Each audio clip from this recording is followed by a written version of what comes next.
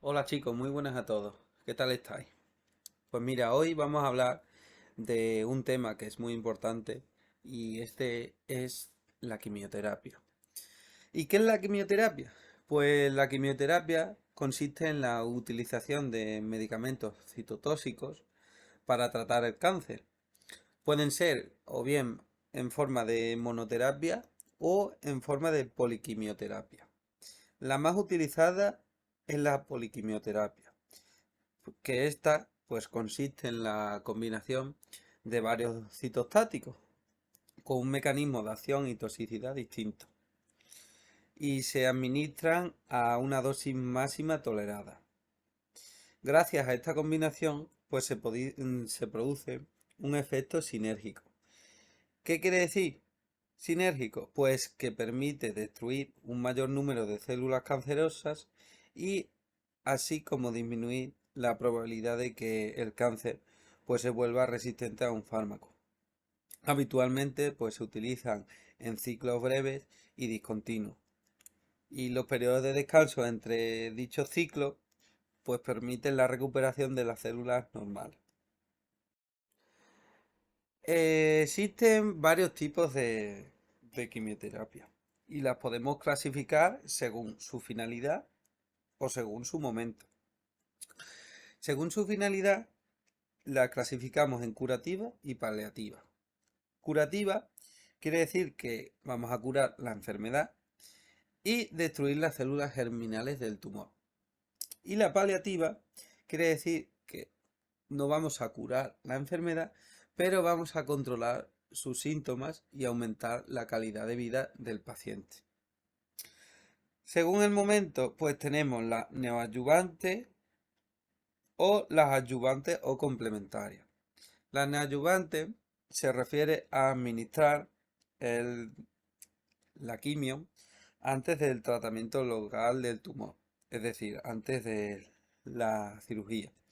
Y así conseguiremos pues disminuir la masa tumoral. Las adyuvantes o complementarias es tras la cirugía y sirve pues para prevenir pues recaídas. En las vías de administración pues encontramos varios tipos, como podemos ver. Una de ellas es la vía oral. En la vía oral puede presentarse el fármaco puede presentarse en múltiples formas, ya sea en forma de pastilla, de píldora, cápsula o como un líquido. Puede ser administrada por el propio paciente en el domicilio o en el hospital. Entre las recomendaciones que encontramos de la vía oral, pues debe ser que es muy importante pues que se administre la dosis exacta en el horario indicado. Y luego, los fármacos deben tomarse enteros, nunca fraccionarlos ni triturarlos. Los medicamentos también pueden inducir a los vómitos. Entonces, por ello es recomendable que se tomen junto con las comidas. También requieren hidratación, deben tomarse por las mañanas. La vía intravenosa, pues se realiza mediante un catéter venoso central o periférico. Luego tenemos la vía intraarterial, que se realiza en una arteria cercana al tumor. Después tenemos la vía subcutánea y la vía intramuscular, que hay que alternar los lugares de inyección. Luego tenemos también la vía tópica, que el medicamento, pues como dice dicho nombre, pues que se aplica directamente sobre la piel. Y por ello es importante utilizar guantes y lavarse las manos después del procedimiento, así como alertar al paciente de que no toque la dicha pomada. Luego tenemos la vía intratecal, que permite sortear la barrera hematoencefálica y se administra a través de un reservorio denominado malla o de punción lumbar. Y otra vía de administración que no he puesto aquí, que también es muy importante, es la intracavitaria, que se realiza pues a través de un catéter en la cavidad peritoneal o en la cavidad pleural o incluso en el interior de la vejiga. Bueno, pues ahora como veis, los agentes quimioterapéuticos los vamos a clasificar en tres. Pero como podéis ver aquí, esta tabla es un pequeño resumen. Debajo del vídeo os voy a dejar un enlace con las tablas pues bien escritas y con todos los detalles. Aquí voy a hablar sobre las cosas más importantes de cada clasificación y nada, pues vamos a empezar a ello. Se clasifican de tres maneras, según su momento de actuación, según su acción farmacológica y según su agresividad tisular. Según su momento de actuación, pues tenemos las ciclodependientes, que son específicas, y las no ciclodependientes, que son no específicas. Después, según su acción farmacológica, encontramos varios fármacos, entre ellos los alquilantes, que los que más destacan entre todos son las mostazas nitrogenadas, que van de la mano de producir las cistitis hemorrágicas. Siempre, siempre va. Siempre que hay una mostaza nitrogenada, se produce la cistitis hemorrágica como toxicidad. Y luego, son este tipo de fármacos, pues son los de mayor depresión de la médula ósea y también producen alopecia. También son los de mayor riesgo de segundas neoplasias, en particular pues la leucemia, muchos años después incluso de su uso. Y luego son muy teratogénicos en el primer trimestre de embarazo. Luego tenemos los complejos de platino, que entre ellos destacamos el cisplatino, que se utiliza para el cáncer de testículos. Y también el osaliplatino, que tiene una característica muy particular, que cuando se produce una extravasación, lo que produce en la zona es calor. Estos fármacos son altamente eméticos, es decir, producen náuseas y vómitos en todos los pacientes, incluso en dosis bajas, y son agentes más nefrotóxicos. Luego tenemos los antibióticos antineoplásicos, que entre ellos destacan las antraciclinas, que son las que rompen el corazón. Es decir, ¿qué quiere decir esto? No es que lo rompan como tal, pero quiere decir que son los de mayor toxicidad cardíaca. Pueden producir náuseas, vómitos y tienen un efecto cardiotóxico. Luego tenemos los antimetabolitos, que entre ellos destacamos el metrotexato, que es muy citotóxico, y el 5-fluorolacilo, que se utiliza para el cáncer de colorecto. Pueden producir erupciones cutáneas, nefrotoxicidad, etc. Y por último encontramos los productos de origen natural, como los alcaloides de la vinca, que producen lo mismo que el osaliplatino cuando se produce una extravasación. Y pueden producir pues eso, mucositis, estomatitis, diarrea, etc. Según su agresividad tisular lo clasificamos en tres tipos: en vesicantes, que pueden producir ampollas si se produce una extravasación grande; los irritantes, que producen dolor e inflamación local en una extravasación; y los síntomas pues son de corta duración. Y luego los no vesicantes ni irritantes, que no producen irritación ni necrosis. Bueno, pues ahora vamos a hablar de la preparación de los citostáticos. Para la preparación de los citostáticos, pues es necesario llevar una serie de pautas, porque pueden provocar pues efectos mutagénicos, efectos teratogénicos y efectos carcinógenos en que los manipulas. ¿Qué quiere decir un efecto mutagénico? Pues que causa una mutación en el ADN. Teratogénico quiere decir que cualquier agente que produzca o actúe alterando irreversiblemente el crecimiento, la estructura o la función del feto en desarrollo. Y luego tenemos el efecto carcinogénico, que como dice el nombre, pues puede causar cáncer o incrementar su frecuencia. Por ello es necesario pues tener una serie de precauciones. Y entre ellas, pues, en la manipulación deberemos usar por las campanas de seguridad biológica clase 2 o tipo B, o las campanas de seguridad biológica clase 3. Las de clase 2 generan una cortina de aire que mantiene la mesa de trabajo bajo presión negativa. Es la que se utiliza habitualmente. Y luego la de tipo 3 está cerrada herméticamente. La manipulación se realiza mediante unos guantes de goma unidos a la cabilla. Dichas campanas deben permanecer en funcionamiento las 24 horas del día y los 365 días del año. En caso de que se produzca una desconexión accidental, pues hay que esperar por lo menos al menos 20 minutos desde el inicio de su funcionamiento antes de realizar en ella cualquier manipulación. Hay que evitar las corrientes de aire y los movimientos bruscos que pueden provocar, pues, por tanto, turbulencias en el flujo laminar. Los movimientos de los brazos del operador dentro y fuera de dicha cabina pues deben ser mínimos porque hay que mantener la integridad de la presión negativa. Después la superficie de trabajo hay que cubrirla con un paño estéril absorbente por la parte de arriba y plastificado por la parte de abajo para recoger pues los posibles vertidos accidentales. Y como bien dice, pues el paño debe cambiarse pues, después de cada sesión de trabajo. Hay que limpiar con solución antiséptica, alcohol a 70 grados, todo el material que se haya usado. Y todo el material relacionado con los medicamentos citotóxicos deben ser desechados y en contenedores rígidos etiquetados con el pictograma de citostáticos, como podéis ver aquí en la imagen del margen derecho. Y los citotácticos se eliminan pues mediante una incineración, que no me sale el nombre.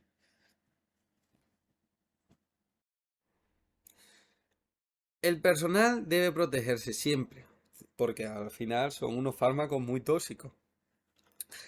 Y entre las normas de higiene encontramos que deben ser zonas de trabajo estériles. Está prohibido comer, fumar, beber, evitar joyas, uso de productos cosméticos, etcétera. Hay que lavarse las manos, siempre, con agua y jabón, antes y después de ponerse los guantes.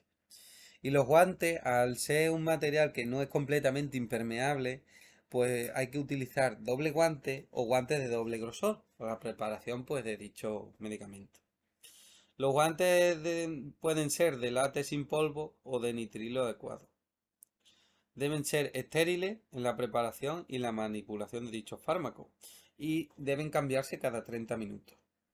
La bata, pues hay que usar bata, exactamente, pero debe ser estériles de un solo uso con abertura en las partes de detrás, impermeable en pechos y en mangas con la parte delantera reforzada y cerrada, con unas mangas largas y puños elásticos ajustados. También debemos usar gafas, gorro, mascarilla y calza. Ahora pasamos a la preparación y reconstitución de los citostáticos. En la reconstitución hay que usar una jeringa de mayor capacidad que el volumen de líquido a inyectar. Pues con el objetivo pues, de mantener siempre en el vial una presión negativa. Y el tamaño debe ser el adecuado, es decir, no debe ocupar más de 3/4 partes de su capacidad. Los equipos intravenosos, como las jeringas y los dichos equipos intravenosos, deben ser de cono Luer-Luck. Las agujas se usan las agujas paja. Los filtros de venteo hidrofóbicos evitan la creación de presión positiva. Utilizar también las gasas y los paños estériles. Contenedores para las dichas jeringas y agujas. Bolsas impermeables para los residuos. Contenedores de líquido etiquetado y con cierre hermético, etcétera. Para evitar la formación de aerosoles, en las agujas pues se introducen con el bisel mirando hacia arriba, en un ángulo de 45 grados, hasta la mitad más o menos del bisel. Después se coloca la aguja en un ángulo de 90 y se introduce en el vial. El líquido reconstituyente pues se inyecta manteniendo el vial de pie, a pequeñas emboladas, extrayendo después de cada una pues ese poquito de aire que queda. No se saca nunca la aguja ni se separa de la jeringa. La agitación pues debe hacerse de forma circular y suavemente, sujetando pues cuidadosamente todo el material. Si el citostático se presenta en forma de vial, pues hay que desinfectar el tapón con alcohol de 70 grados, perdón. Y hay que introducir la aguja en un ángulo de 45. Si el citostático pues se presenta en ampolla, pues hay que utilizar una gasa estéril empapada con alcohol de 70 grados y la apertura se realizará tras asegurarse que no quede producto en el cuello ni en la cabeza de la ampolla. Hay que abrir la ampolla en dirección contraria a nosotros y cuando se disuelve el polvo de liofilizado en dicha ampolla, el diluyente pues debe ser introducido pues despacito por la pared de la ampolla para que se vaya humedeciendo lentamente el polvo y prevenir pues la formación de eso del polvo y que lo inhalemos. En la administración de citostáticos se pueden realizar mediante tres vías: intravenosa, oral y tópica. En la intravenosa, el personal sanitario pues debe utilizar, bueno, en todas, tanto en la intravenosa, en la oral y en la tópica, debemos usar guantes. Las técnicas de administración intravenosa, pues primero se elige, vamos a ir de mayor a menor, la elección de las zonas de administración. Primero sería el antebrazo, después el dorso de la mano, luego las muñecas y luego la fosa antecubital. Hay que utilizar pues una infusión de corta cuando el medicamento pues se administre en inyección intravenosa directa, administrando lentamente en I.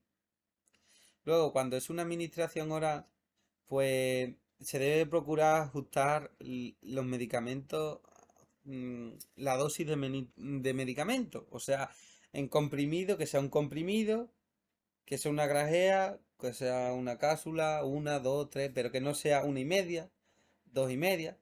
Porque claro, no se deben romper ni triturar.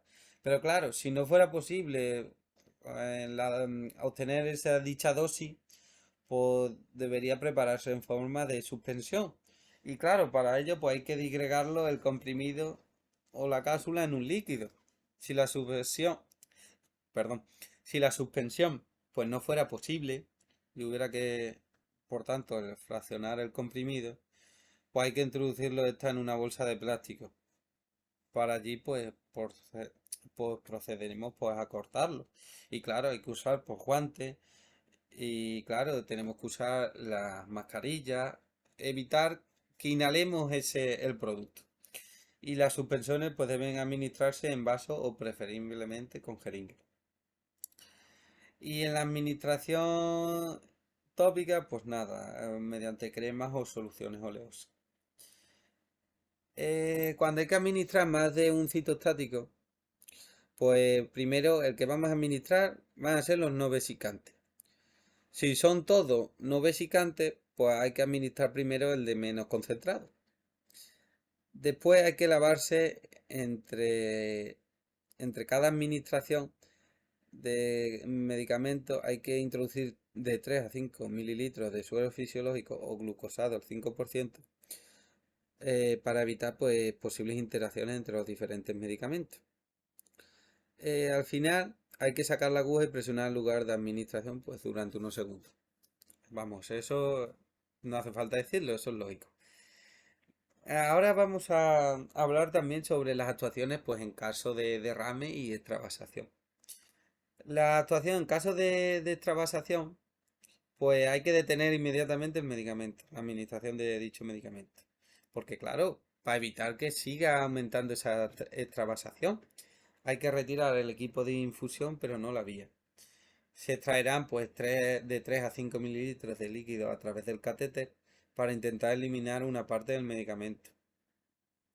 Pero esa técnica muchos autores la desaconsejan, pues claro, pues es muy dolorosa y poco efectiva. Si se han formado ampollas que contengan pues, dicho medicamento, en esos casos sí se aconseja aspirar el contenido en las mismas. Ahí sí. Hay que identificar la extravasación, o sea, hay que marcar los bordes del área que se sospeche que está afectada. Y si es posible, pues se diluirá el medicamento dentro del área infiltrada, administrando una perfusión de 5 a 10 mililitros sobre fisiológica. Y si procede, pues se utilizarán pues medidas específicas de tratamiento de la extravasación. ¿Cuáles son? Pues administrando antídotos a través del catéter de forma subcutánea o por vía tópica. Hay que aplicar también frío o calor según proceda. Y aplicar pues localmente pomada de hidrocortisona al 1% sobre la zona afectada cada 12 horas, mientras persista pues el eritema. Hay que limpiar pues la zona con povidona ayudada al 10%, retirar el catéter y etcétera, etcétera. Y se deberán aplicar pues vendajes compresivos en la zona extravasada. No, perdón. He dicho que hay que aplicarlo. No, no se deben nunca aplicar los vendajes compresivos en la zona extravasada. ¿Por qué? Pues porque al comprimir dicha zona, el medicamento se extiende más a lo largo de nuestro cuerpo y claro, puede ser lo que creemos que va a ser un beneficio, en realidad es un perjuicio. Y en caso necesario, pues se valorará si necesita cirugía o no. Luego, en caso de derrame, pues los derrames se pueden producir en cualquier proceso. Y claro, estos derrames pues deben ser limpiados inmediatamente porque pueden producir enseguida consecuencias bastante perjudiciales. ¿Cómo deberemos actuar? Pues hay que evitar la formación de aerosoles, por lo que los líquidos pues deben recogerse con gasas absorbentes y los sólidos y polvos pues con gasas húmedas. Si existen fragmentos de vidrio, pues hay que recogerlos con una paleta, nunca con las manos, porque a ver si nos vamos a cortar. Y si el derrame se produce en una zona de paso, el área deberá ser aislada. Y bueno, y la limpieza pues se efectuará progresivamente de la zona de menos contaminada a la más contaminada. Y las áreas afectadas se deberán lavar 3 veces con una solución detergente seguida de agua limpia. Todos los residuos pues, deberán ser recogidos y el material utilizado deberá tratarse como material contaminado, a efectos pues, de su eliminación, a excepción de los materiales, claro, reutilizables, que esos no. En la eliminación de los desechos y citostáticos, pues la mayoría suele variar entre su eliminación entre 48 y 7 días. Y pueden ser eliminados pues, por excreción renal, por heces, saliva y sudor. Aquí os he dejado una tablita donde vienen los fármacos así más importantes y cuánto tiempo tardaría en eliminarse cada fármaco, pues por la orina o por las heces. Las recomendaciones que daría yo a los pacientes, pues si es posible hay que utilizar siempre un inodoro de forma exclusiva, mientras se administre el fármaco, siempre. Luego, si el inodoro es compartido, pues que no se utilice el baño inmediatamente después de haberlo utilizado, pues niños y embarazadas, ¿sabes? Y tanto si la ha utilizado ahora el paciente, tardar un rato que entren los niños o la mujer embarazada. Y deben sentarse a la orina para evitar, pues claro, los derrames. Tras utilizar el váter, pues se debe echar un chorro de lejía y tirar de la cadena varias veces, con la tapa bajada siempre, para evitar pues eso que salpique. Si se vomita, pues hay que limpiar la salpicadura y tirar de la cadena 2 veces. Es un poco rollo, pero es importante saberlo. Y también pues lavarse las manos y la ropa o las sábanas, pues también lavarla, pero nunca lavarse a mano. Sí, perdón. Si no se puede lavar inmediatamente, pues se introducirá en una bolsa de plástico cerrada. En los accesos venosos centrales encontramos dos tipos, el catéter de Hillman y los reservorios subcutáneos implantables. En el catéter de Hillman, como podemos ver, es un catéter venoso central tunelizado, de acceso central, como dice su nombre, y está hecho de silicona, que es un material conocido por su alta biocompatibilidad y duración. Pueden tener una, dos o tres luces. y pueden llevar un código de color. Pueden ser rojo, azul y blanco. La luz roja es para las extracciones de sangre y para, como dice, las transfusiones de sangre y hemoderivados. La azul para el tratamiento endovenoso. Y la blanca para la nutrición parenteral. Al ser un catéter central con parte externa, pues el mantenimiento se lleva a cabo igual que el PIC y se hace de manera estéril. Se cambia el apósito si está manchado, despegado o mojado. Hay que hacer un lavado con técnica de push-post con jeringas de 10 mililitros. Esto evita el riesgo de rotura. Con 10 mililitros de suero fisiológico 20 después de sangre o de hemoderivados. Hay que sellar con la solución indicada en el protocolo del servicio. Y hay que cambiar el apósito lavado y sellado cada 7 días. Desventaja, porque existe un mayor riesgo de infección que en el reservorio subcutáneo implantable.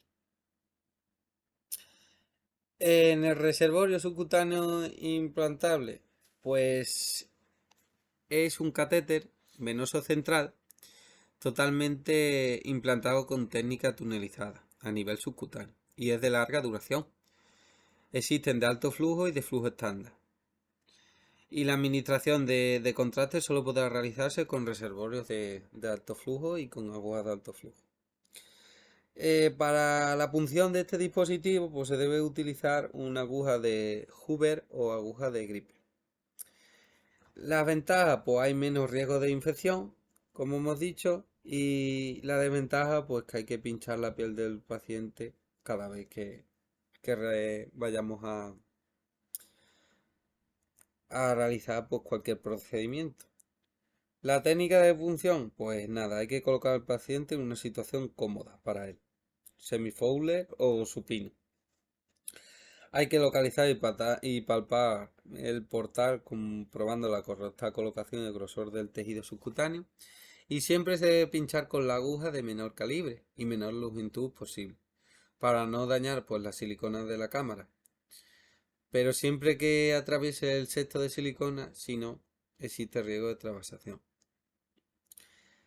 Hay que preparar un campo estéril con todo el material necesario, lavarse bien las manos con agua y jabón, purgar las agujas, descamplar y aspirar suavemente con la jeringa de 10 centilitros para comprobar el reflujo de sangre y confirmar que está colocado de manera correcta, etcétera, etcétera. Ahora vamos a pasar a los efectos secundarios. Los efectos secundarios hay muchos tipos. Tenemos entre ellos, pues unos, como podéis ver aquí en la imagen, pues son más de 10. Y es que los fármacos citostáticos pues no actúan específicamente sobre las células neoplásicas, sino que también, pues claro, producen alteraciones en las demás células y tejidos. Por lo que los que más son los que lo padecen son aquellos que tienen un alto índice de renovación, como la médula ósea, los folículos pilosos, el tubo digestivo o el sistema reproductor. La toxicidad puede dividirse en función del momento en que se manifieste, de forma inmediata, que es en horas o en pocos días, precoz, que tarda días o semanas, y tardía meses o años. La mayoría de estos efectos desaparecen lentamente después de terminar el tratamiento. Y entre ellos encontramos la toxicidad hematológica, que puede afectar pues, a la médula ósea provocando la disminución de algunas de las células sanguíneas o de todas ellas, y es lo que se denomina mieloma supresión. El nadir significa el punto bajo del recuento hematológico, que quiere decir que llega habitualmente unos 10 días después del tratamiento, aunque esto puede variar. La dosis siguiente de quimioterapia solo se debe administrar después de que los recuentos de la persona ya han superado dicho nadir. Aquí dentro de la toxicidad hematológica pues encontramos neutropenia, trombopenia o anemia. Después tenemos la serostomía, que la serostomía, como bien dice, es la reducción extrema de la secreción de la saliva. o sea que tenemos una sensación de boca seca. O también produce una alteración del gusto, que produce una disgeusia o sabor metálico, sobre todo tras la ingesta de alimentos ricos en proteínas. Luego una toxicidad gastrointestinal, o sea que produce la mucositis, náuseas y vómitos, diarrea, estreñimiento, eh, toxicidad ocular, alopecia, es decir, muchos tipos. La toxicidad ocular es un problema muy poco frecuente, pero puede conllevar efectos secundarios serios si no se detecta pronto. Se han descrito que puede producir catarata, ceguera cortical transitoria, etcétera, etcétera.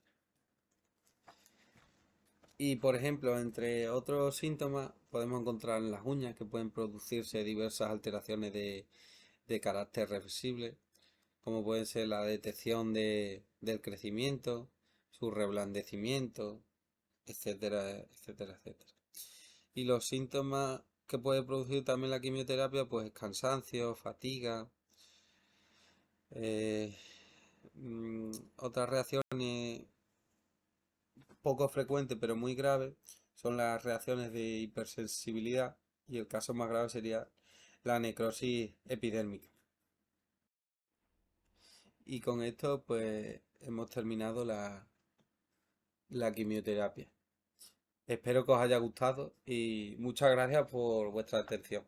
Cualquier pregunta que tengáis, pues me la podéis dejar abajo en los comentarios. Y si queréis que hable de algún tema que tengáis dudas o intereses, pues también me lo dejáis por abajo y yo lo investigo, lo estudio y os lo pongo, ¿vale? Muchas gracias por todo, chicos. Nos vemos en la próxima.